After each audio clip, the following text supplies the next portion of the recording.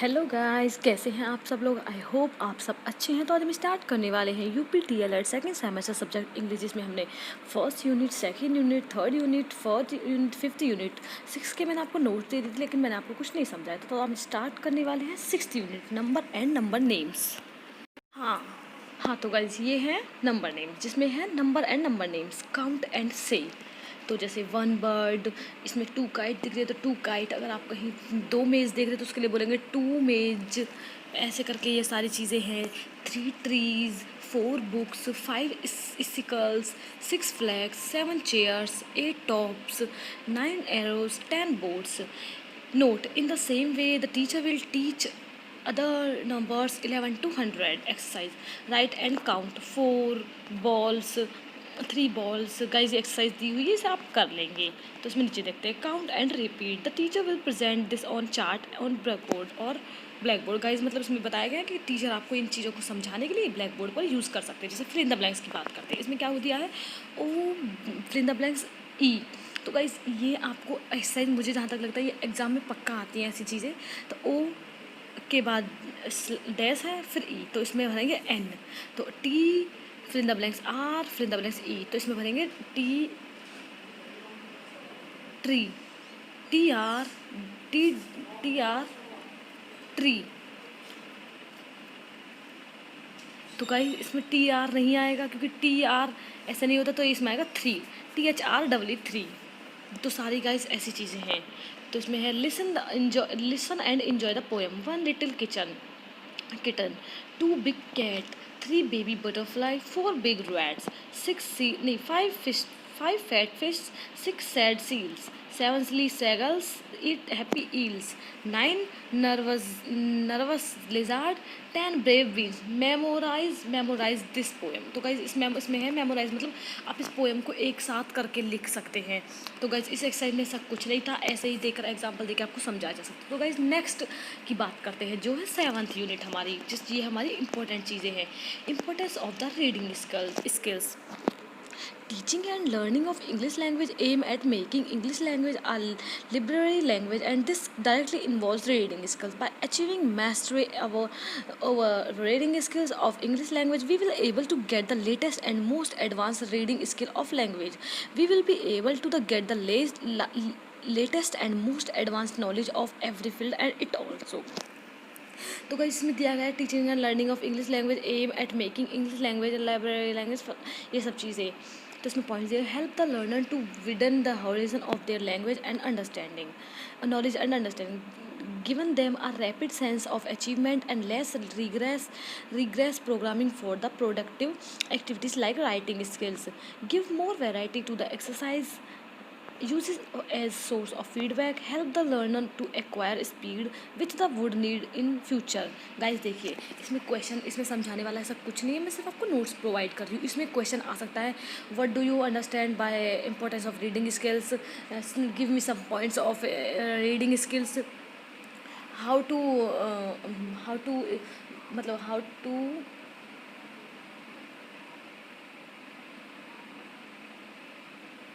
To convert your Hindi word in English. तो ये सब चीज़ें आ सकती हैं। Why do you mean by ability to read, what do you mean by, मतलब इसमें है कि आप एबिलिटी टू रीड, आप क्या समझते हैं पढ़ने की क्षमता को। रीडिंग एबिलिटी मीन्स पढ़ने की क्षमता, मतलब रीडिंग विद अंडरस्टैंडिंग, पढ़ने के साथ साथ समझना, एंड स्पीड और तेजी, helping the student to read in the sense group. ये चीज़ें स्टूडेंट को पढ़ने में, किसी ग्रुप्स को समझने में करते हैं। Deducing meaning in the sense group in an isolation, combining sense group in meaningless units, guessing the meaning of unfamiliar words, making predictions regarding the meaning of the text as whole and also of isolated words and sentences, understanding the text organization by locating places, identifying main ideas, fact, events, figure and characters, dealing with most relevant ideas and unfail, मतलब ये हमको most मतलब बहुत अच्छे ideas से deal करने के लिए भी काम आता है। Ignoring unnecessary language and idioms and ideas. Overall, reading with understanding involving recognition, memorization, reading and organization. जैसे गाइज मैंने आपको बोला था ऐसे क्वेश्चंस आएंगे. What is natural process of reading. Reading पढ़ने का नेचुरल प्रोसेस क्या है, मतलब कि प्राकृतिक. The principle of the second language approach for developing reading skills are: in the beginning, the same matter should be given to read which has been the practiced orally. The unit of the subject matter should be sequence. There must be progressive system, known to unknown, simple to complex, whole to part, easy to difficult, familiar to unfamiliar, frequent before less frequent.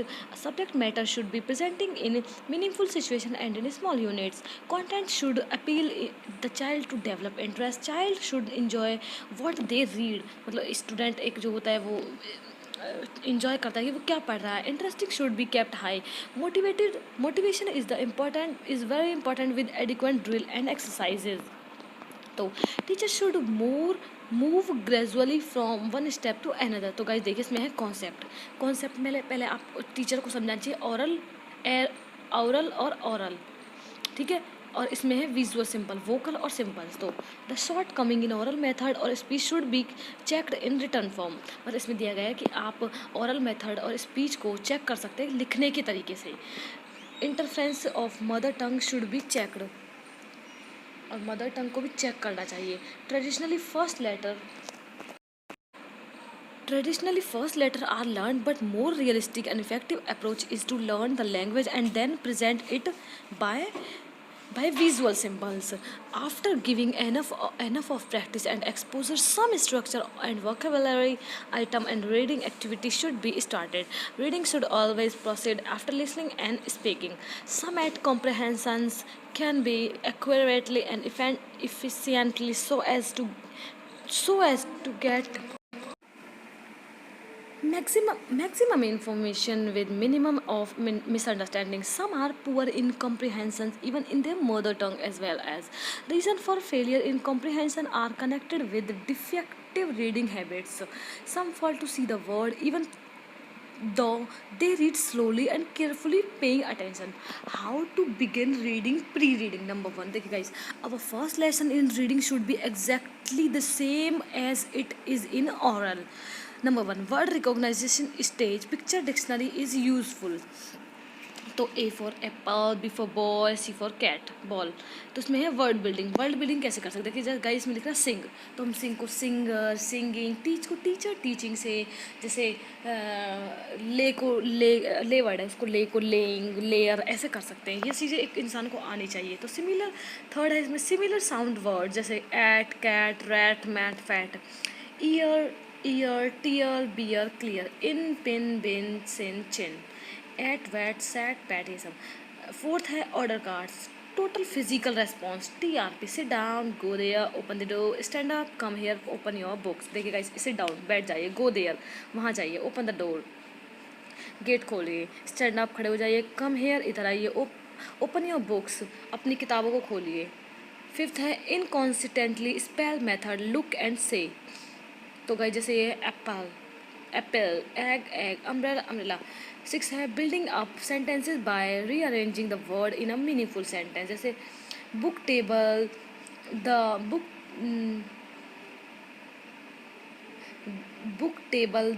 On is the. देखिए guys आपको sentences बनाने आते होंगे. तो इसमें है the book is on the table, into the judging the river dog, the dog jumped into the river. तो guys ये 7. देखिए गाइज ऐसे एक्सरसाइज दी हुई है, आप लोग नेट पर भी देख सकते हैं इस तरह की. तो आपको आने चाहिए. रीअरेंजिंग सेंटेंस ये हम 6th-7th क्लास में सीख लेते, तो आप लोगों को आते होंगे. 7th में है yes no question. Showing the picture teacher will ask the following question. Is this a cat? Is this a girl? Yes this is a cat. No this is a boy. 8 the picture method और story method. This is a Rani, he, she is a student. तो guys ऐसे story method. WH true false multiple choice questions. How does a good reader read. और इसमें है कि एक अच्छा reader कैसे रीड करता है. What are undesirable things which should be avoid for making our student a good reader. Number 1, a learner should not read allowed to solve. They should not make visible articulatory movement while reading silently. Number 2, there should be no head waving. Number 3, they should not be tongue wobbler. Number 4 है they should not be sub vocalizer, इसका मतलब है whisper. Next है they should not look at each other separately. The eye does not take much of a pause to make the recognition. हाँ देखिए guys, ये points हैं, ये paper में अक्सर आते हैं. How does a good reader read. तो इसमें कुछ पॉइंट्स हैं, ज़रूरी नहीं है आप जो मैं आपको प्रोवाइड कर रही हूँ नोट्स आप उन्हीं को याद करके लिखें, आप अपनी तरफ से बहुत कुछ लिख सकते हैं. How to make a speedy reader. तो गाइस इसमें भी पॉइंट्स हैं, पढ़ते हैं इसको. Number 1, a beginner is compelled to read almost every letter to be sure of its shape. It is the teacher's work to make this stage as short as possible. The learner should not look letter separately and not even words one by one. तो guys इसमें points है. A good reader moves quickly making long gaps and very short holds. तो इसमें है एक अच्छा reader move करता है क्विकली टू मेकिंग, तो कुछ बनाने के लिए long gaps and very short holds. He must be train to look in groups. वह पहले से ट्रेन होता है ग्रुप्स में. Good reader does not follow the print with his finger. It is wrong habit. इन तो गाइज आता है good reader does not follow the print with his finger. Guys होता है ना, हम लोग बुक्स पढ़ते रहते हैं तो उस पर उंगली लगाए रखते हैं कि इस उंगली से यहाँ हमने ये पढ़ लिया. तो ये चीज़ें एक अच्छे गुड रीडर में नहीं होती. It was a wrong habit. ये एक गलत हैबिट है. In the beginning he can be given a pencil instead of finger and finally it should be totally remove. तो गाइज इसमें दिया हुआ है जहाँ आप उंगली लगाते हैं वहीं आप एक पेंसिल का इस्तेमाल कर सकते हैं, जिससे आप उसको बाद में इरेज भी कर सकते हैं. Good reader doesn't look back frequently. वह पीछे नहीं देखता है. He should not always read at the same speed, more slowly at beginning of the story because he has not got it yet. तो मतलब ये है कि गाइज एक अच्छा रीडर तेज नहीं पढ़ता है, कहीं स्लोली कहीं तेज हो जाता है.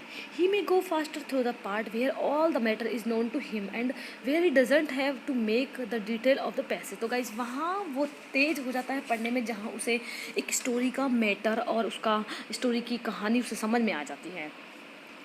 Reading retardation. The reason responsible for reading retardation are: number 1, lack of practice.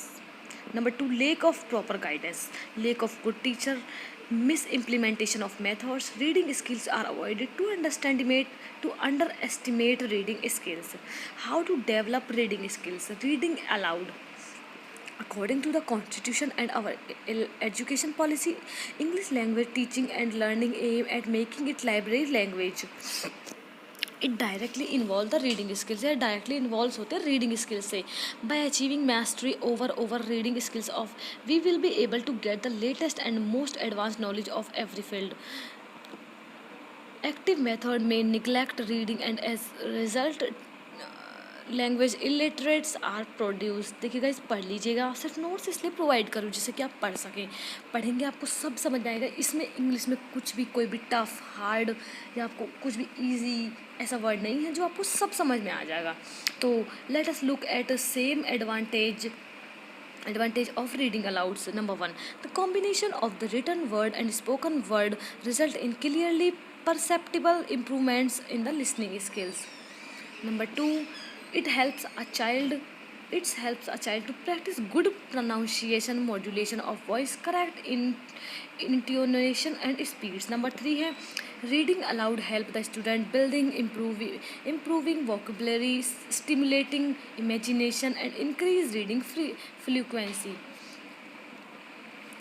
It also helps in learning the correct use of punctuation marks, sentence structure, grammatical accuracy and expressive articulation. It helps the reader to express the feeling through words. Number 5 है reading aloud help the student to convey the idea systematically and precisely. Number 6 है it also provides practicing in using families word and structures in new context which are no longer there. देखिए guys पढ़ लीजिएगा, important है. 8 point देख लीजिएगा, थोड़ा सा दिया हुआ है, इसको मैं पढ़ देती हूँ. ये काफ़ी बड़ा है guys. Reading aloud is the most common and popular exercise. It is supposed to be the first step in a lesson in oral reading. One should aim at reading aloud with expressing and feeling. To make reading aloud a success, some point must be kept in mind. Number 1, It should be intelligible, meaningful, and expensive. There should be frequency and it must be audible. A report should be established between the reader and the learner. हाँ तो guys अब बात करते हैं silent reading. Silent reading in English depend much on what has done in the mother tongue of the child.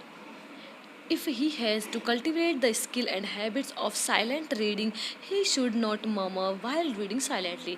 This is one of no use at all. The teacher's task is not to teach them to read really silently. They must keep their lips closed and must not pronounce a single word. तो guys यही silent reading का यही मतलब होता है कि कुछ लोग बिना बोले रीडिंग करते हैं. जैसे मुझे पढ़ना पसंद है, like I am always starting my study. मैं हमेशा स्टडी एक अकेले रूम में करती हूँ जहाँ मुझे बोलने की आदत नहीं है. इवन मेरी सिस्टर को बोलने की आदत है, इसलिए मैं उसके साथ कभी नहीं पढ़ती हूँ. इसी को बोलते हैं silent reading. Silent reading is more important for comprehensions. Training in silent reading is of vital importance to the pupils who are learning English for higher studies. And references. It is important to read and grasp informative material for technical and engineering studies as well. तो guys, the advantages of silent readings. तो इसके कुछ advantages पढ़ते हैं. Number 1, it is quicker and therefore saves time. Number 2, it enables attention of concentrates on meaning. Number 3, it results in a greater assimilation of information. Number 4, silent reading gives a synthetic picture of the reading material. Number 5 है, it helps not only in English but also in other subject too. Guys, ये चीज़ें थी, आप लोग पढ़ लीजिएगा, important है, आते हैं एग्जाम्स में. तो बात करते हैं extensive reading. Extensive reading means far and wide reading, depending at the student's own pace according to his individual ability. The main aim and purpose of teaching English in schools and colleges are to inculcate the habit of reading books and getting most advanced and recent knowledge in every field.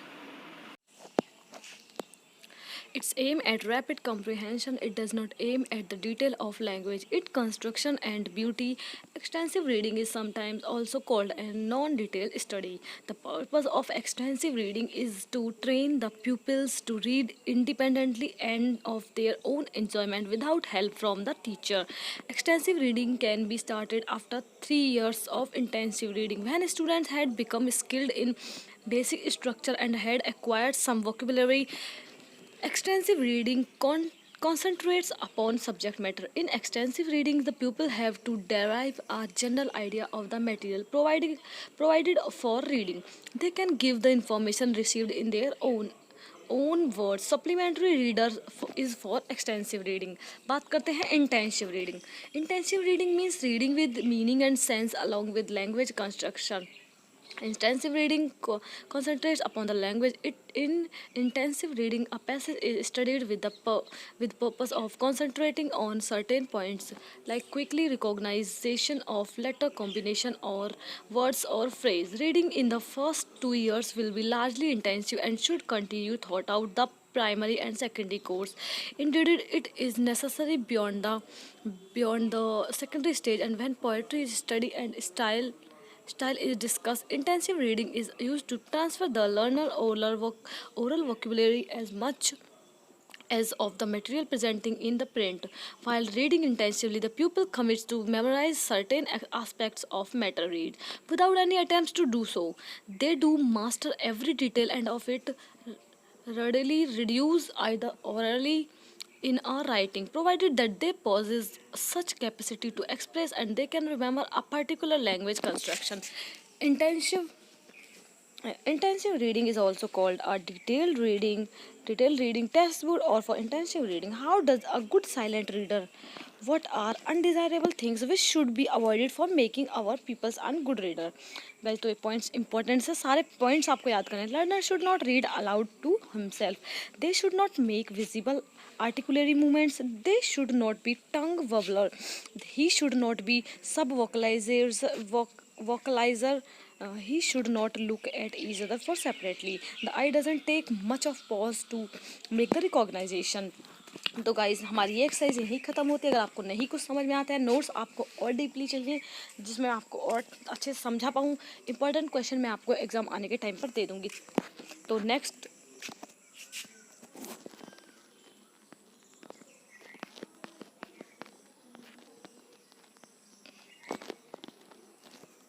तो guys बात करते हैं importance of writing skill.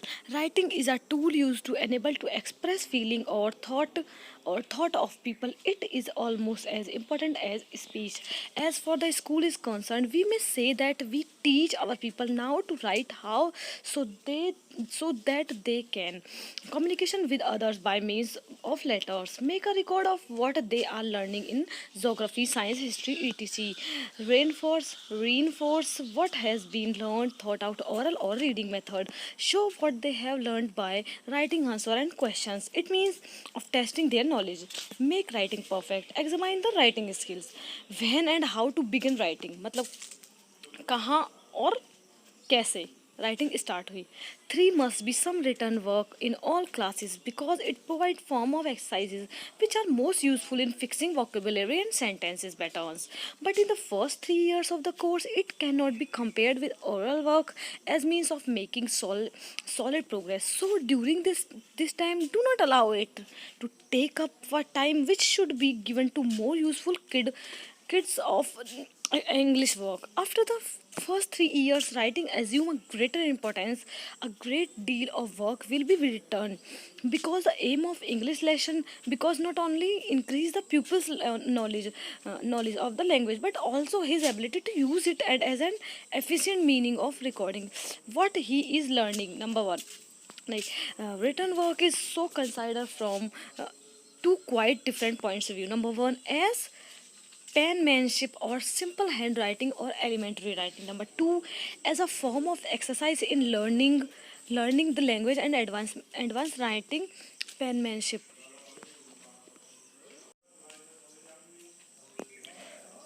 The writing of the English letter is not an easy thing for our small people to learn because it requires very fine control of the small muscles of the fingers, and the worst a child has doesn't difficulty in controlling even his larger muscles.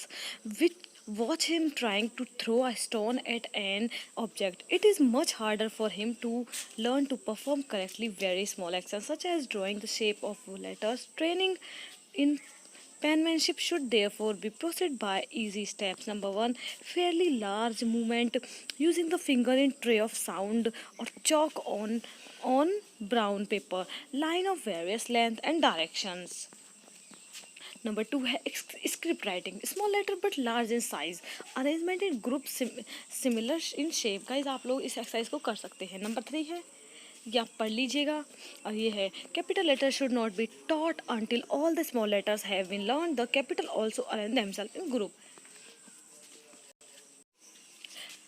तो इसमें दिए हुए हैं round capitals, square capitals, half square capitals, half circles. Fifth के बारे में बात करते हैं. Letter the letter may be joined by giving each small letter a little tails as a joiner, but this should not be attempted until the beginning of the third year. Number six है the position of the body, arm, head and paper must be carefully watched at all time. Body upright and parallel to the desk, head bent, eyes 12 inches from the paper, edge of the paper parallel to the edge of the desk. The hand rests lightly on the end of the little finger and the side of the wrist. The pencil should be held lightly in such a way that the first finger can be moved up and down by itself.